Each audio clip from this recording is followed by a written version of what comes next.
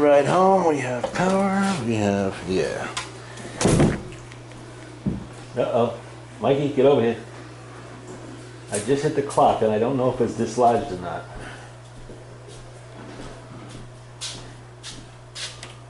Got it? How many nails you got holding it up there? One.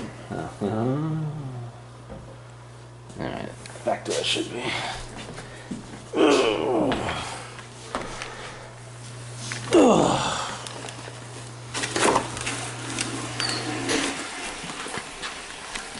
Alright. 3 o'clock in the morning. I'm not gonna even bother going to sleep. It's almost tomorrow already.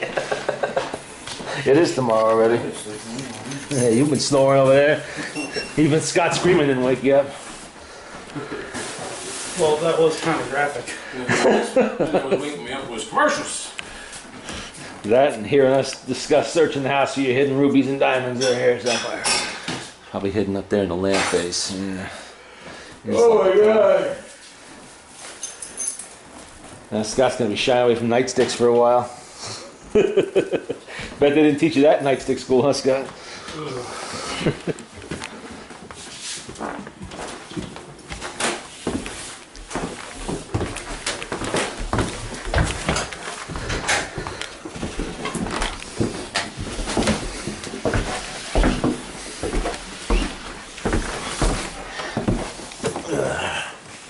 All right, Mike. Until next time. I guess we'll watch Boardwalk Empire next week. Yeah.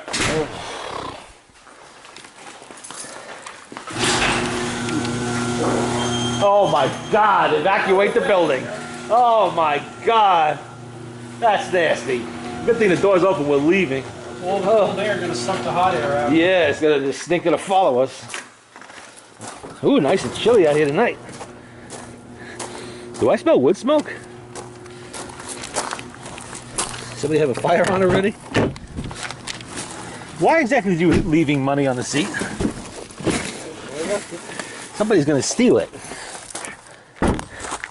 You know, we sell a lot of door glasses to people who lost their window glass when the kids knocked the windows out to get a little tiny dish of change that they kept on the front seat. Never mind a $20 bill or a $2 bill or whatever you got back there. $2. You got something else, more than one money back there. Ugh. You're gonna talk.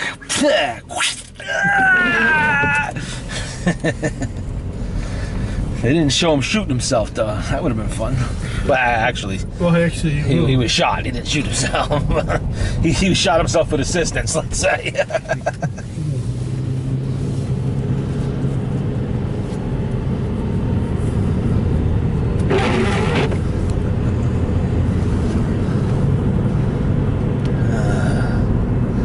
Oh man, it's late. Fortunately, I don't have to get up early in the morning, so. Neither do I. Or Terry. The chronically unemployed, yeah, I guess so.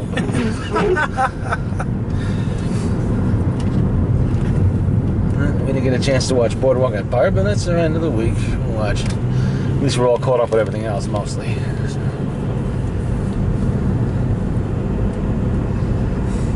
That Star Trek movie, though, that was a little bit...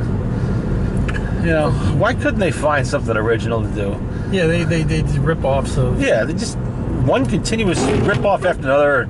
A weird hodgepodge of different storylines, you know, from various Star Trek movies over the years, and books. I caught some shit from the books, too.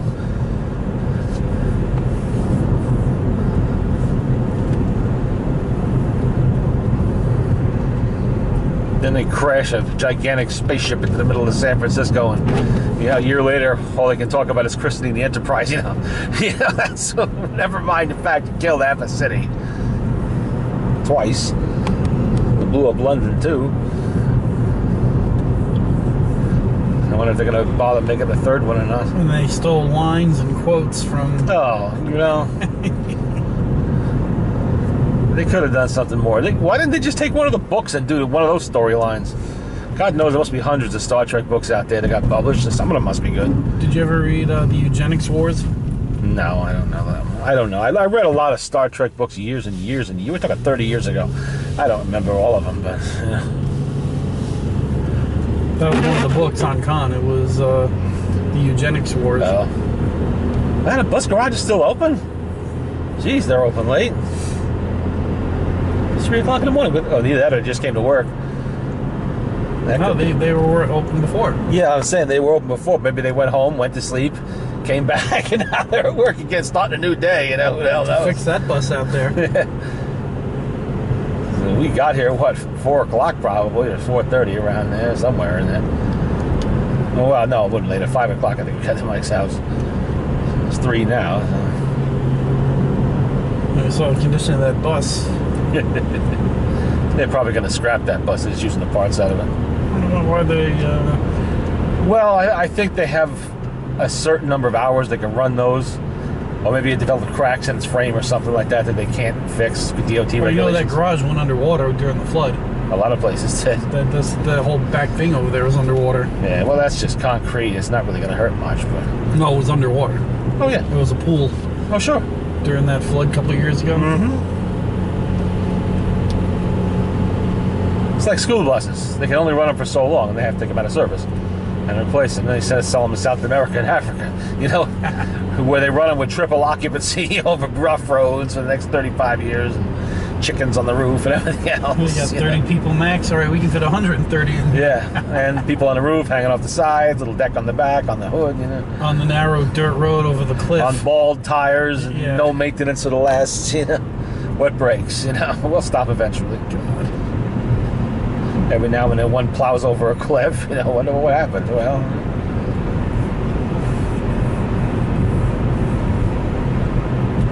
that's how a lot of buses end up in the auctions, because they're not even perfectly good. There's nothing wrong with them. They're even very well maintained, but they have enough mileage on them, they have to take them out. It's like police cars. These people get a hold of them and turn them into nice little motorhomes and campers and stuff and shit like that. Partridge Family style. YouTube must have about 300 videos of people doing that. There's even this one guy I saw, he had an elaborate double-decker bus with a jacuzzi and a deck. And it's like he took 2 buses, cut the whole body off one, and welded it to the top of the other, you know, half of it anyway. And he made like a 2-story motorhome bus job, little circular staircase inside and everything. He did a nice job.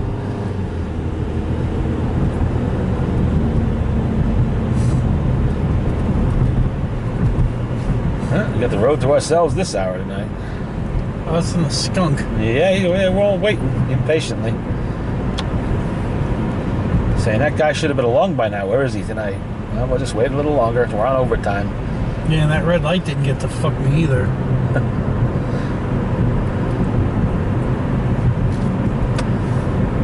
Oh, somebody's coming.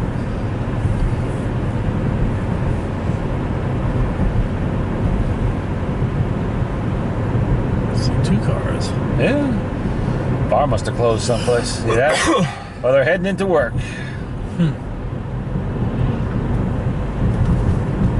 Blue lights over there. Yeah, that's kind of unusual. I've never seen lights there before. Inside the building. Hey, you notice too. something? Those are light-alls. Yeah, there's lights inside the building. They got a generator going there. It must be working in one of them. Just them and the ghosts. Tell Terry there's a job opportunity. I've already up here. suggested that several times. What she Told her somebody needs to go down into the tunnels and take the asbestos out of there. Yeah, don't worry about the mask. Just get down in there and, man up and do it. Don't need a mask. It's all a bunch of bullshit. Not gonna hurt you. That's a little asbestos. Go in there with a complete spacesuit. PCBs. Well, that's how they have to do it. And then when you're done, they hose you off. Mm-hmm. Not you, the spacesuit.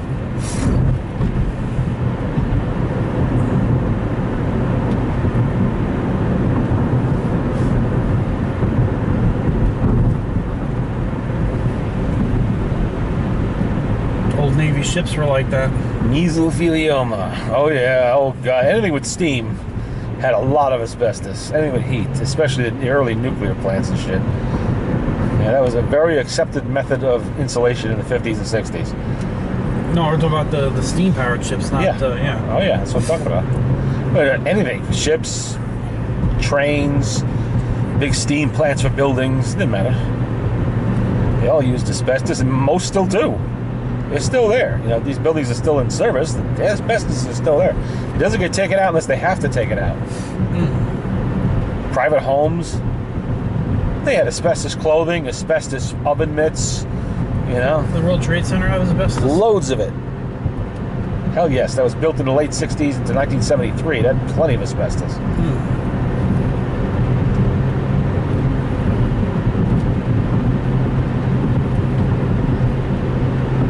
All those poor bastards that worked mining that shit, you know, they all died. Horrible diseases. Well, first the air tool came out to drill the coal, then later came the water jet. Yeah. Microfine, sharp, Oh yeah. tear your lungs out, and they didn't know why. Fibrosis, right? Yeah. Mesothelioma for the asbestos. Tumor is basically, it's cancer. It's lung cancer. It's terrible kind of lung cancer. They called it black lung, but it was the same thing. There wasn't much difference. Well, that was just black dust. Yeah, breathing that shit in for years and it just choked them. Killed them. Hell, they didn't know. Well, the new invention in 1898 was the air drill before they came in with the water drill. Yeah. And then there's hearing loss. Oh, yeah. Well, nobody used hearing protection, eye protection, anything.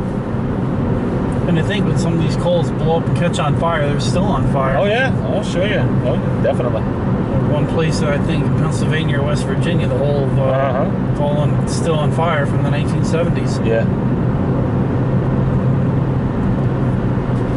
Sure, if they set their mind to it, they could find a way to put it out.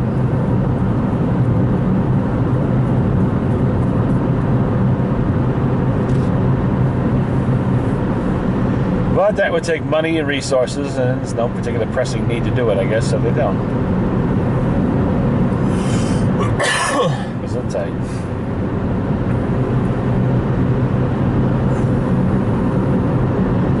We'll have to see what happens next to Mr. Bohannon. You know he's going to have some kind of collision with the Swede sooner or later. I'll find you. I always do. And except apparently he didn't.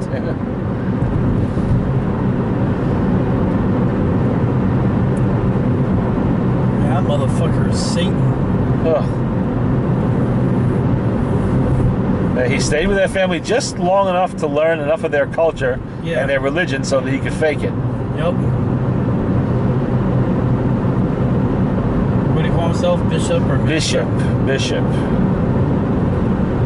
Because that's what that guy was, Yes, right? yes. He took that guy's identity. Meanwhile, he's how many miles out in the middle of fucking nowhere rotting in a... Never to be found. One day somebody be digging a swimming pool and find these bones and who could this be, you know?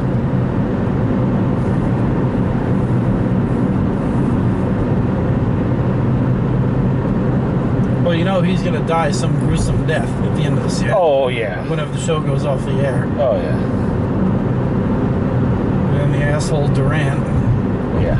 I guess he's in financial ruin, so he's just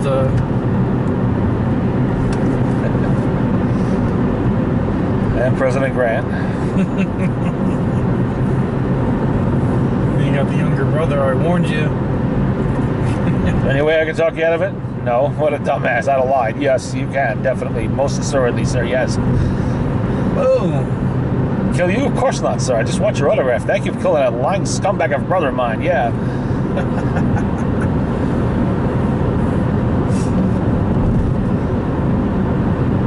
I think right from the get-go, it's like you came an awful long way for a vote, and you just kind of grinned. That basically said it right there.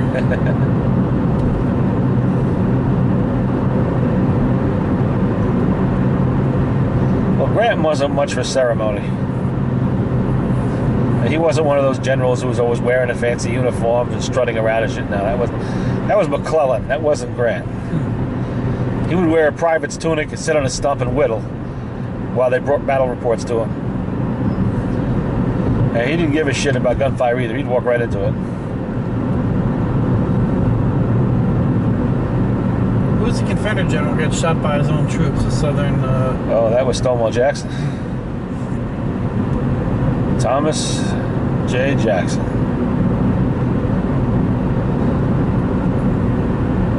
Chancellorsville. Which battles were Grant at? All of them? No, he was in the West at first. He took Vicksburg in 1863. That brought him to the attention of Lincoln.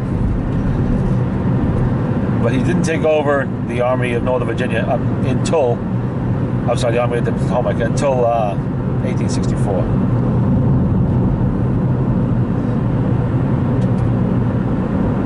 And once he got in there, he basically set Sherman loose to do whatever he was going to do, just tear them a new ass down there in the South. Just burn, loot, destroy everything in your path. This war needs to end right now, and this is how we're going to do it. No more fucking around. 1,000-mile march or something? Yeah, something like that. 500-mile march. Sherman's march to the sea. Yeah. While he hammered Lee. And just kept pushing him back until there was nothing left. And divide and conquer. Because it couldn't go on. I mean, there were hundreds of thousands of deaths. It just couldn't go on. The people in the North were growing tired of the war, and it needed to end. What was the total estimated? 620,000. God. That's estimated. Troops are just people. Basically troops. I don't think that even takes into account civilian casualties. That's troops. And most of them were from disease. And the rest were, battle-related deaths. Every battle took tens of thousands of people. It just... They got mowed down, cannonballed, blown apart, everything else. I mean, the style of fighting at that time was to march directly at the enemy with, in one long line.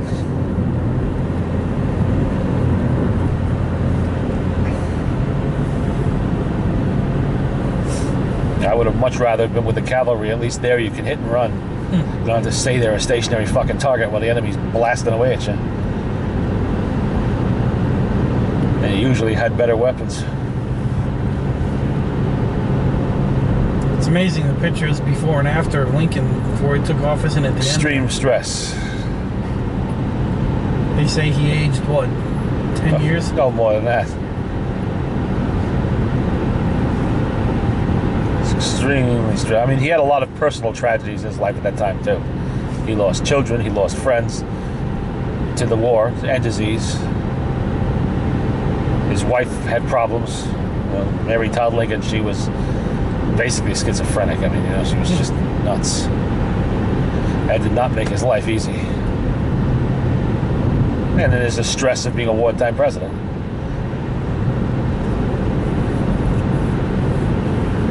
In a very long and bloody war in your own territory.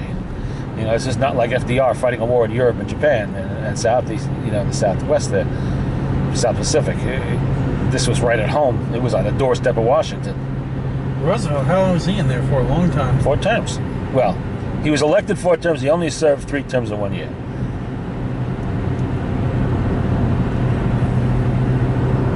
The only president in American history to be elected that many times.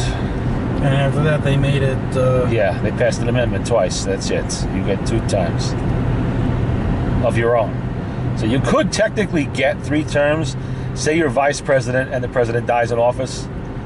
Then you are still allowed, because you were never elected to office, you can still run 2 more times on your own and get in there. But that's really the only way it's going to happen. But the only president ever did that was really Theodore Roosevelt. Because McKinley died in office, and Roosevelt ran twice successfully on his own. Tried to run a 3rd time and failed. That was later on. Well, LBJ, he took over. LBJ took over from Kennedy, but he only ran 1 term on his own.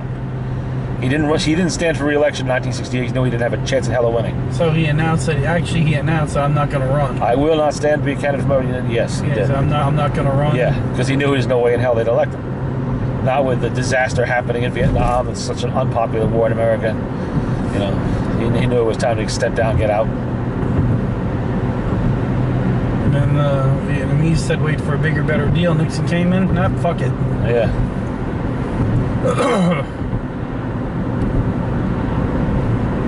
Well, Nixon at least bombed the North. When he was forced to, yes. Operation Linebacker. Yeah. They don't want to come to the peace table, bomb the shit out of them. Just keep bombing until they do. Worked. Eventually did get them there. But the end of the Nixon presidency was also the end of any hope the Vietnamese, the South Vietnamese, had of survival. And, you know, Ford was not going to back them up. Neither was Carter, definitely, you know. And in April 1975, that was the end of South Vietnam.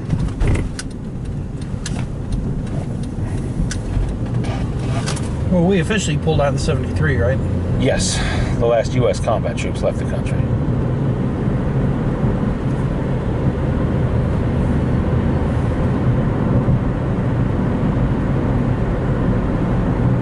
Vietnamization it was called.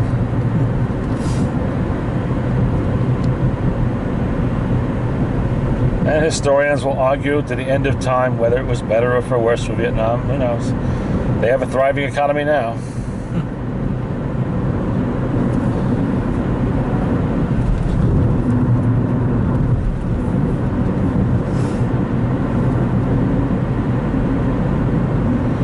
And 58,000 Americans had to die for what?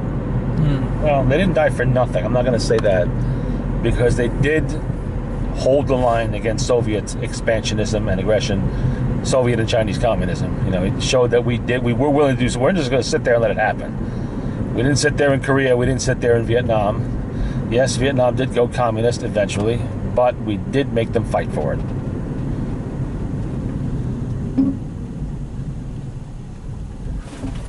And when they marched into Afghanistan, we didn't involve ourselves with combat troops, but we did, unfortunately, help the Mujahideen. And all of that eventually did lead to the end of the Soviet Union. You know, the disaster in Afghanistan that we helped. Wilson's war. Yes, that we helped bring about. Yes, exactly. We definitely, Congressman Wilson. And we helped bring that about. It was Chernobyl that finished them off, basically. But you know, Afghanistan was a long and costly experience for the USSR and an unsuccessful one. People lost faith in their government and decided they had to go. In with a bang and out with a whimper.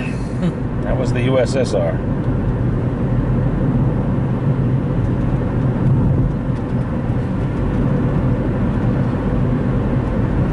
But we were arming our own enemies. You know, look what happened. Who are we fighting in Afghanistan now? The same people we were giving missiles and tanks and rocket launchers. In the war, he said they're starting hate schools and blah blah blah. Yeah, not exactly. our problem. It's going to be.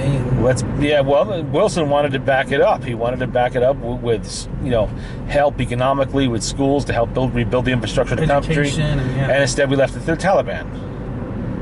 And look what they did. What did they create? What were the Russians calling them? They had a different name for them. I forget now. Sure, the Russians had all kinds of what, the Mujahideen? No, maybe. I don't remember. Sure they did, but I don't remember what it is. Too late at night for that. 3:20 in the morning, my brain's not working. Neither is Terry's. Wouldn't know. Then again, it usually doesn't anyway, so. I shouldn't bust on her like that. She's not here. Oh, she really hates it when you do that. What? When you bust on her, she's not here because she can't reply to it. What the hell is she busting on me for? I never did nothing to her. That's what I said. I said, you know, you earned it. You call them fat and homely. What do you expect them to do? I'm going to call you to send that Pillsbury Dough girl, that's all. I thought that was pretty funny. Yeah, I laughed like hell. Woohoo! Get in my belly! Oh boy. No, she didn't have to worry. All the ants are going to be dying out pretty soon. Except the ones in my ant farms. Probably keep them warm and incubated. Oh, yes, I do.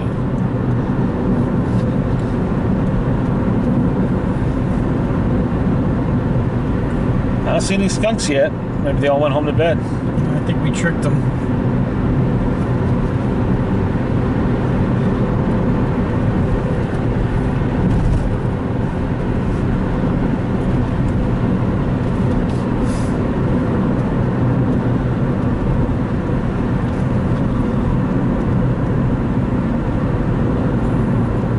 Oh shit! I wanted to. We do it next time. What's that? I found a documentary on YouTube about the Nucky Johnson. There, I was going to watch it. The real Nucky, not the fake one. I talked to some of his family and friends, people who knew him back then, and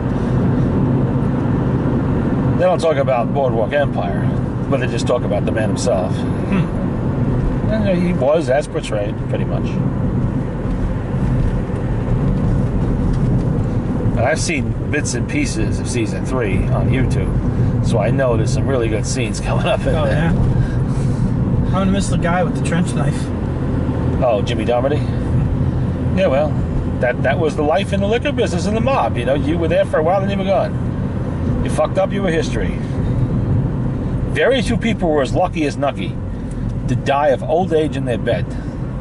Very few people. Al Capone was that lucky, actually. Well, he died of syphilis, but it was at least a disease. It wasn't a bullet in the back of the head, like so many others. Almost all of the others. Very few of them ever lived to old age and died a normal death. Bonanno, he was 90-something years old. Old man. He somehow survived assassination attempts, decades as a mafia don, you know, but everybody around him died young, you know, all of them. Most of them, you know, you can see their crime scene photos. Throat cut in a barber chair, shot in a restaurant, shot in front of a restaurant, shot in a car, blown up in a car. Yeah. Found scattered across 3 states, you know. Oh, except for Hoffa, you never know. Yeah, well, Hoffa wasn't actually a mobster. He was just in league with them. He was working with them. He's a friend of ours. He wasn't one of us, you know, that kind of thing. For one thing, he wasn't Italian. While there was a thriving Irish mafia, and still is, he was technically not really a part of that. I wonder if that'll ever get uncovered. What? Probably eventually. They have his DNA on file. If they find bones 300 years from now, they can type it.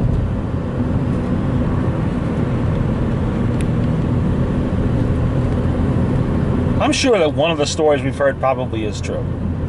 But which one? And there's so many of them. But at least one of them probably is true. Oh, which the Kennedy assassination? Which one of the theories is... Who knows? There's still information about that that's sealed and will be for a long time. You know, whether Santo Trafficante had anything to do with that, you know, we don't know.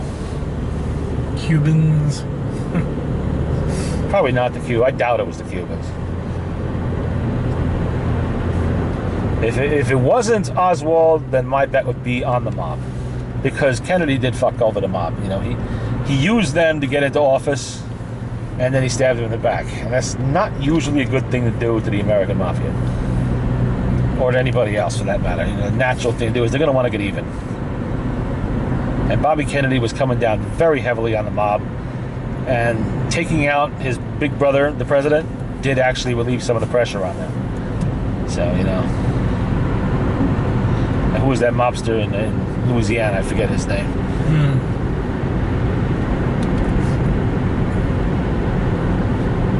Yeah, all of the big shots in New York, except for Bonanno, they pretty much got it.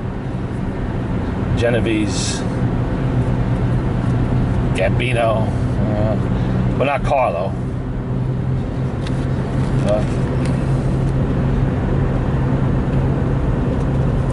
One after the other.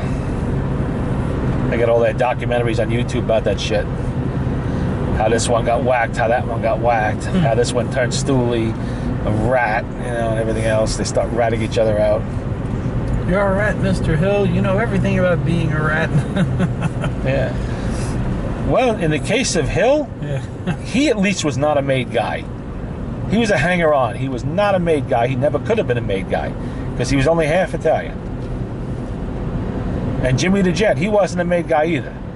These are guys that were mob associates. They were not made guys. But when the made guys started turning, then you had problems. They're the ones that knew the real secrets. You know, Hill knew enough. He was involved in the whole Lufthansa heist and everything like that. $6 million in cash and I remember that on the jewels. radio, you know. So do I. That kind of money was real money back then, you know. Even today, it's still real money. It was the biggest cash heist in U.S. history. And it was never really solved. I mean, yes, we know who did it now. But at the time, when it mattered, the money was never recovered. It was never solved. God, where did it all go? Oh, went to the mob. He got kicked upstairs, you know. Jimmy the Gent didn't keep all that. Henry Hill didn't keep all that. It went upstairs to the commission, to the big bosses. That's how things run. You know, that's what happens. What'd I tell you? No big purchases. Yeah. Well, like guy I've shows heard up. it described, they were morons. They were morons. These guys are not rocket scientists. They get money, they run around, right out and blow it on mink coats, Cadillacs, trips to Vegas where they drop 10, 15 grand a head. You know, that's how stupid some of these guys are. And that's why Jimmy had to start killing them, you know, to protect himself. And he ended up dying in prison. Because Henry ratted him out. Now, Henry got lucky. He died a natural death, if you can call years of drug abuse leading to the breakdown of his body a natural death, but at least he did die a natural death. Nobody murdered him. Where'd he die? In Seattle or something? Somewhere out west, yeah. He was a short order cook in some little restaurant. Damn. And, well, he also had a sideline of being basically the go-to guy for mafia documentaries. When I know about the mob, you go see Henry Hill. You know, and he'll entertain you for hours and all kinds of bullshit stories. And most of them real about the mob. I wonder if they ever came up here. Sure they did. Absolutely. This whole county was mob. They lived here. They had big palatial estates all through here. Here it would have been mostly the 30s and 40s. Later on they moved up towards Appalachia in the 50s and 60s. But yes, they were all over here. The manager at Ames, Mr. Calloway. Yes. Yes, I remember the house he lived in with the machine gun mounts up in the attic. Still there, you know, and everything else. Where did he live at? Somewhere around the Glenetta. Around the lake there somewhere. On the other side of the lake.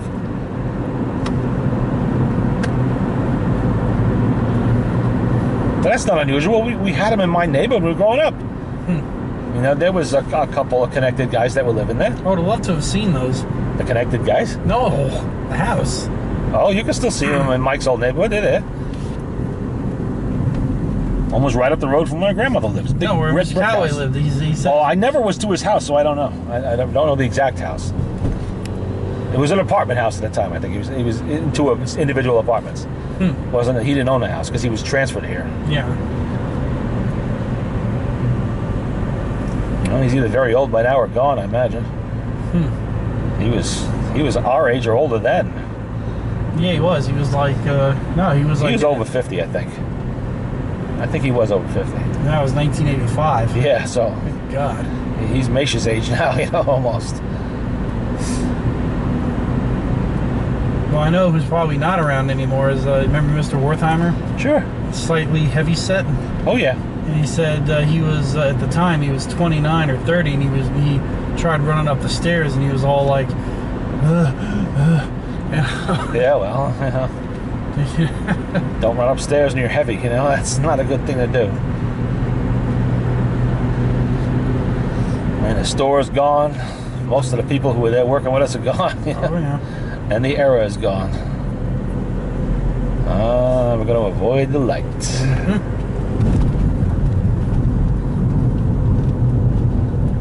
I can still remember that store. Oh, the whole layout, everything. Yeah. If it was still there, I could walk in there right now and know where everything was. I like how I go to the supermarket there, and the kids always ask when I'm checking out, "Did you find everything you need, sir?" And I said, "Yeah, I always find everything I need." "Oh, wow, how do you do that?" And I said, "Well, I was the third person in this store when it opened in 1983, so I think I would know by now where everything is." Even though they do rearrange things every now and then, I still know where everything is. Oh, in ShopRite? Yes.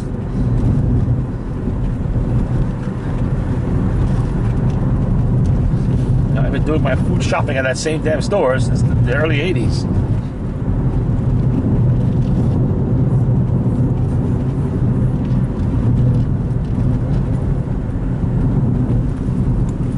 can remember when that was the Putnam Humane Society. A little barn, a couple outbuildings, and 20 million animal skeletons. Because they used to euthanize them in those days. And they get too many in there, lethal injection time. Into the pits they dug with tobaccos and bury it up. It's like I told Terry, you're standing on top of 10 million little kitten skeletons right now. So it's under this parking lot, under the stores. Is that what she said? Yeah, probably something like that. Yeah, well, it's true. It is. You know, I was there.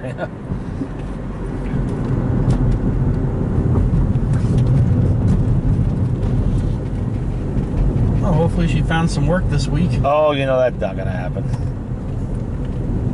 Look, look, look, deer, deer, deer, deer, deer. Just thinking about it. Yeah, there's usually 3 of them together, so you gotta be careful with them. Oh no, they're all plotting. Everybody gotta have some purpose. Theirs is to take out your car. Yep.